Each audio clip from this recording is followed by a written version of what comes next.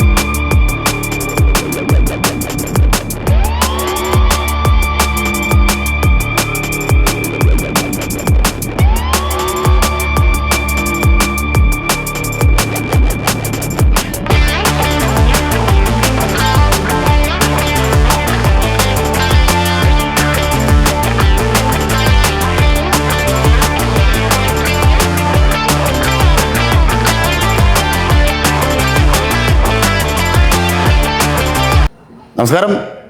ഇതൊരു പ്രൊട്ടക്ഷന് വേണ്ടി വെച്ചേക്കുന്നതാണ്. കാരണം ഇതിൻ്റെ ചീഫ് ഇൻസ്ട്രക്ടർ, അദ്ദേഹത്തിന് ഓൾ ഇന്ത്യ ലെവലിലൊക്കെയുള്ള അംഗീകാരങ്ങളൊക്കെ കിട്ടിയിട്ടുണ്ട്.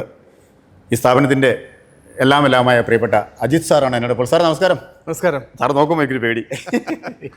ഇതിപ്പോൾ നമ്മൾ തുടങ്ങിയിട്ട് ഇതിൻ്റെ ആദ്യം ഇതിൻ്റെ പേരൊരു വെറൈറ്റിയാണ്. അപ്പോൾ പേര് ഒന്ന് പ്രിയപ്പെട്ട പ്രേക്ഷകർക്കൊന്ന് പറയാമോ?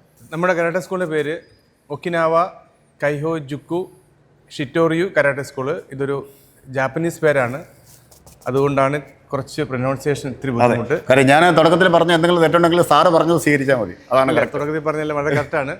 കൈഹോ ജുക്കു എന്നത് ജപ്പാനിലെ ഒക്കിനാവ എന്ന ദ്വീപിൽ നിന്നും ഉണ്ടായ ഒരു കരാട്ടെ സിസ്റ്റമാണ്.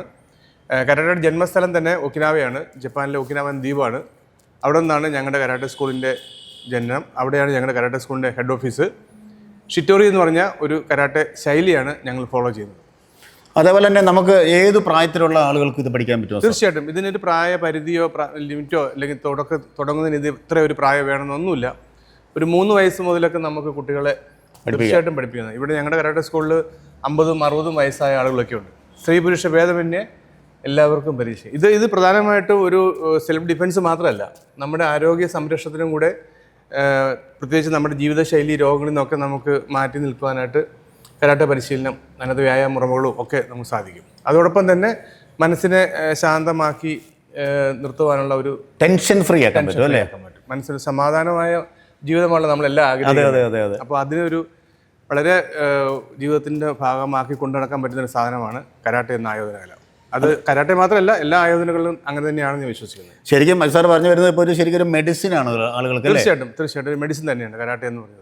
അതേപോലെ തന്നെ ഇപ്പോഴത്തെ ഈ ഒരു കാലഘട്ടത്തിൽ ഇപ്പോൾ എനിക്കൊരു മകളാണ്. അവൾ കഴിഞ്ഞ ദിവസം പറഞ്ഞ പോലെ അത്യാവശ്യം നമ്മൾ ആയോധന കലകളൊക്കെ പഠിച്ചിരിക്കണം എന്ന് പറഞ്ഞ പോലെ, പ്രത്യേകിച്ച് പെൺകുട്ടികളായാലും ആൺകുട്ടികളായാലും ഏത് ആളുകളും ഇത് പഠിച്ചിരിക്കേണ്ട അത്യന്താപേക്ഷിതമാണ്. തീർച്ചയായിട്ടും ആയോധന കല, കരാട്ടയുടെ ഒരു കൺസെപ്റ്റ് തന്നെ വെറും കൈ, അതുപോലെ തന്നെ നമ്മൾ ആരെയും ആക്രമിക്കുന്നില്ല.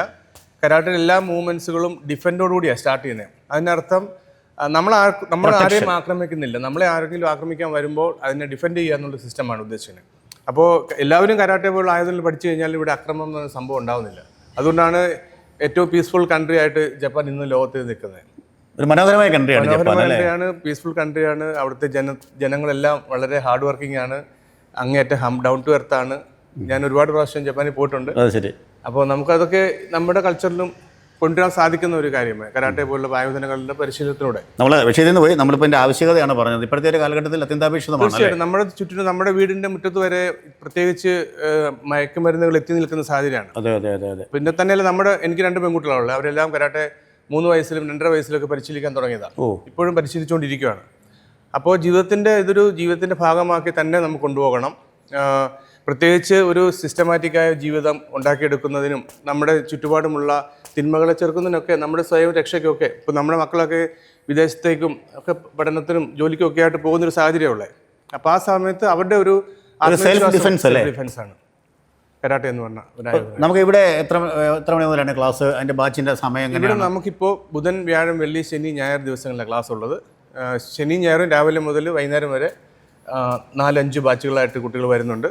ബുധൻ, വ്യാഴം, വെള്ളിയും വർക്കിംഗ് ഡേയ്സ് ഒക്കെ ആയതുകൊണ്ട് വൈകുന്നേരം 6 മണി മുതൽ മാത്രം ക്ലാസ്സുകൾ. നമുക്ക് ക്ലാസ്സുകൾ എടുക്കുന്നത്.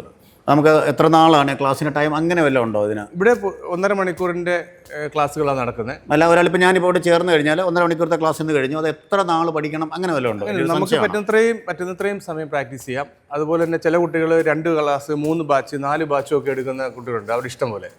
അപ്പോൾ അവർ ഭക്ഷണമൊക്കെ കൊണ്ടുവന്നിട്ട് ഇവിടെ അതിനുള്ള സൗകര്യങ്ങളൊക്കെ ഉണ്ട്.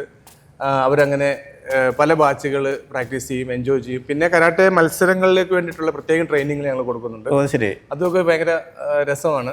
അപ്പോൾ അതിനുള്ള ചെറിയ കുട്ടികൾ അതിനുള്ള പരിശീലനവും ഇവിടെ ഞങ്ങൾ നൽകുന്നുണ്ട്. ഒരുപാട് രാജ്യങ്ങൾ ഒക്കെ സന്ദർശിച്ചെന്ന് പറഞ്ഞു. അപ്പോൾ അവിടെ നിന്നൊക്കെ നമ്മുടെ ഈ ആളുകൾ പ്രത്യേകിച്ച് ഇന്ത്യയിലേക്ക് അല്ലെങ്കിൽ കേരളത്തിലേക്ക് വന്നു കഴിഞ്ഞാൽ ഇത് എത്രത്തോളം സ്വീകരിക്കുന്നുണ്ട് ഇങ്ങനെയുള്ള സംഭവങ്ങളൊക്കെ? തീർച്ചയായിട്ടും മലയാളികളുടെ ഒരു പ്രത്യേകിച്ച് നമുക്ക് കുറച്ചുകൂടെ വിദ്യാഭ്യാസത്തിനാണ് മുൻതൂക്കം നൽകുന്നതെന്നുള്ളൊരു പ്രശ്നമല്ല, നമ്മുടെ ഒരു അങ്ങനെയാണ്. സ്പോർട്സിനൊക്കെ നമുക്കൊരു പരിധിക്കപ്പുറത്ത് ഡെവലപ്പ് ആകില്ല എന്നൊരു വിശ്വാസം നമ്മുടെ സാധാരണ മലയാളികൾക്കുണ്ട്. പക്ഷേ ഇപ്പോൾ പുതിയ തലമുറ മാറി വരുന്നുണ്ട്. അവർ കരാട്ടയുടെ പ്രാധാന്യം മനസ്സിലാക്കുന്നുണ്ട്. അതൊരു സ്പോർട്സ് പോലെയും കാണുന്നവരുണ്ട്. സ്പോർട്സിനപ്പുറത്ത് ഇതൊരു നമ്മുടെ ജീവിതത്തിൻ്റെ ഒരു പ്രൊട്ടക്ഷൻ, ഒരു നല്ല ഒരു സംസ്കാരത്തിലൂടെ നമുക്ക് ജീവിതം ഡെവലപ്പ് ചെയ്യുക, ഇതൊക്കെയാണ് തന്നെയാണ് പ്രധാനമായിട്ട് ഉദ്ദേശിക്കുന്നത്. കരാട്ടെ സ്കൂളുകൾ ഇപ്പോൾ നമുക്ക് ഒരു 2 കിലോമീറ്ററിനുള്ളിൽ 2 കരാട്ടെ സ്കൂളെങ്കിലും കാണാൻ സാധിക്കും. അത്രയും കരാട്ടെ ഇന്ത്യയിൽ വളർന്നു കഴിഞ്ഞു. അപ്പോൾ ഇപ്പോഴത്തെ ഈ ഒരു സാഹചര്യത്തിൽ ഒരുപാട് അക്രമങ്ങളും അനീതികളും ഒക്കെ എല്ലാവരുടെയും, ആൺകുട്ടികളായാലും കൊള്ളാം, പെൺകുട്ടികളായാലും പ്രായമുള്ളവരായാലും എല്ലാവർക്കും. അപ്പം ഇത് പഠിക്കേണ്ട ഒരു ആവശ്യകത ഒന്ന് ഇത്ര വർഷത്തെ എക്സ്പീരിയൻസ് വെച്ച് ഒന്ന് ചുരുങ്ങിയ വാക്കുകൾ പറയാമോ? തീർച്ചയായിട്ടും. കരാട്ടെ നമ്മൾ ആദ്യമായിട്ട് നമ്മൾ കരാട്ടെ ക്ലാസ്സിലേക്ക് വന്നു തുടങ്ങുമ്പോൾ തന്നെ അവരുടെ ശാരീരികമായ ക്ഷമത വർദ്ധിപ്പിക്കുക എന്നുള്ള ഒരു എക്സർസൈസ് സിസ്റ്റത്തിലൂടെ കടന്നു പോകുന്നത്. അത് കഴിഞ്ഞ് നമ്മൾ അവർക്ക് കരാട്ടയുടെ പ്രത്യേകതയും അല്ലെങ്കിൽ നമ്മൾ എന്തിനാണ് ഇത് പഠിക്കുന്നത് എന്നുള്ള ഇതൊക്കെ നമ്മൾ അവർക്ക് പറഞ്ഞു കൊടുക്കുന്നു. തുടർച്ചയായ പരിശീലനത്തിലൂടെ അവരുടെ സ്വഭാവ രൂപീകരണം നടക്കുകയാണ്. അവർ ശാന്തരായിക്കൊണ്ടിരിക്കും. പ്രത്യേകിച്ച് ഇപ്പോഴത്തെ പുതിയ ചെറിയ കുട്ടികളെല്ലാം വളരെ ഭയങ്കര ആക്റ്റീവാണ് അവരെല്ലാം, ഹൈപ്പർ ഒക്കെ ആയിട്ടുള്ള. അപ്പോൾ അതൊക്കെ അവരെ പാകപ്പെടുത്തി കൊണ്ടുവരികയും അതോടൊപ്പം തന്നെ അവരുടെ ജീവിതത്തിനകത്ത് മൊത്തത്തിൽ ഒരു പ്രത്യേക രീതിയിലേക്ക് റീമോൾഡ് ചെയ്യുക എന്ന് വേണേൽ പറയാം കരാട്ടെ പരിശീലനത്തിലൂടെ.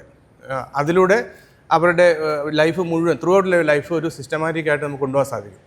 അതുപോലെ തന്നെ അവരുടെ ആത്മവിശ്വാസം, ഇപ്പോഴത്തെ കുട്ടികൾക്കൊക്കെ ഉണ്ടാകുന്ന ഒരു ബുദ്ധിമുട്ടുകളാണ് ഈ നമ്മൾക്ക് മാനസിക സമ്മർദ്ദങ്ങൾ, പരീക്ഷാ പേടികൾ. പിന്നെ ആർക്കും അവർ നിസ്സാരമായിട്ട് ചൂഷണം ചെയ്യാവുന്ന, അവർ നല്ല ബ്രൈറ്റ് ആണ്. ശരിയാണ് താങ്കൾ പറഞ്ഞത്, കറക്റ്റ് പോയിന്റ് ആണ്. നിസ്സാരമായിട്ട് അവർ ചൂഷണം ചെയ്യാൻ സാധിക്കുന്നു. അപ്പോൾ അവർക്ക് തെറ്റെന്താണ് ശരി എന്താണ്, എവിടെയാണ് നോ പറയേണ്ടത്, ഇതൊക്കെ മൊബൈലിലൊക്കെ കാണുന്നത് എല്ലാം ശരിയെന്ന് വിശ്വസിച്ച് പോകുന്ന തലമുറയാണ്. അപ്പോൾ അതൊക്കെ നമുക്ക് ഒരു പരിധി വരെയൊക്കെ, ഒരു പരിധിയല്ല, വളരെ കൃത്യമായിട്ട് അവരെ സ്റ്റോപ്പ് ചെയ്യിക്കാനും നല്ലത് തിരഞ്ഞെടുക്കാനും ഒക്കെ നമുക്ക് അവരെ പ്രാപ്തരാക്കാൻ സാധിക്കും. അപ്പോൾ സാറേ, ഈ ഒരു രംഗത്തേക്ക് കരാട്ടെ പരിശീലന രംഗത്തേക്ക് വന്നിട്ട് എത്ര വർഷമായി കാണും? ഞാൻ 35 വർഷത്തിലേറെയായി പരിശീലിപ്പിക്കുന്നത്.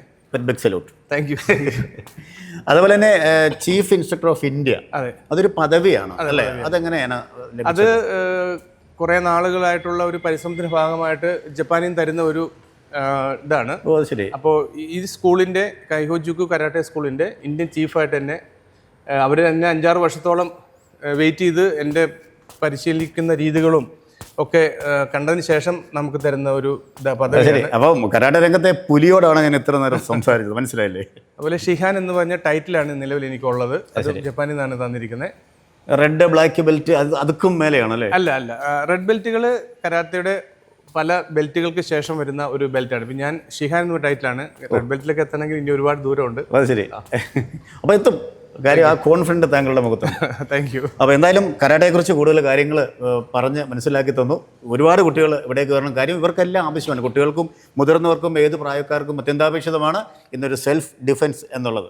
അപ്പോൾ അതിനുവേണ്ടി എല്ലാവരും എത്തും. വിശദമായ വിവരങ്ങൾ നൽകിയ താങ്കൾക്ക് പ്രത്യേക നന്ദി.